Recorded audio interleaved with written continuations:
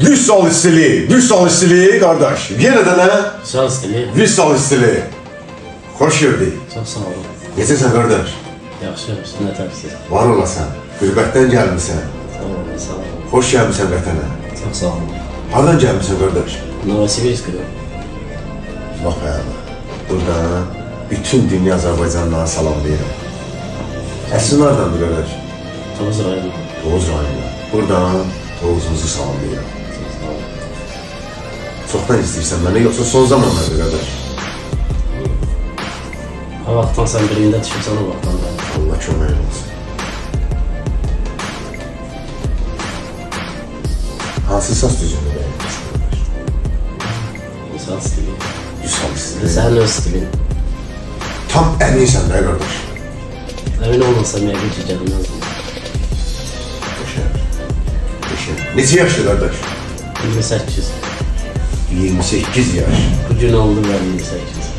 Doğum günündə böyük. Evet. Səni təbrik edirəm. Sağ olun. Sənə xoşbəxtçilik arzu edirəm mənim qardaşım. Çok sağ olun. Allah razı olsun. 28 yaşda əziz dostlar izləmədə qalın xahiş edirəm. İzləmədə qalın xahiş edirəm. 28 yaşdan 22 yaşın şahidi olmaq istəyirsən qardaş.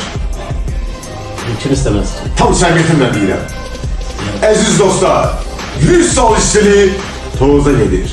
Qardaşımız Rasiyadan gəlir. İzləmədə qalın. Başlayalım inşallah. Allah, Məhəmməd, Ya. ya Əli. Xəyalımda qucaqladım belini, hatırlayır barmaqlarım hər telini. Qollarıma sar çiçəyim, sar telini, hatırlayır barmaqlarım hər telini. Qollarıma sar çiçəyim, sar telini, hatırlayır barmaqlarım hər telini. Sən al apar sevgimi, sarı çiçəyim, saral alan ömrümə, sarı küləyim. Sən al apar sevgimi. Beş gün qonaq gəlmişik bu dövrana, elə yaşa yol verməyəsən nöqsana.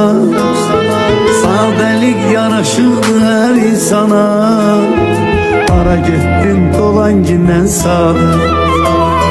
Sadəlik yaraşıqdır hər insana, hara getdin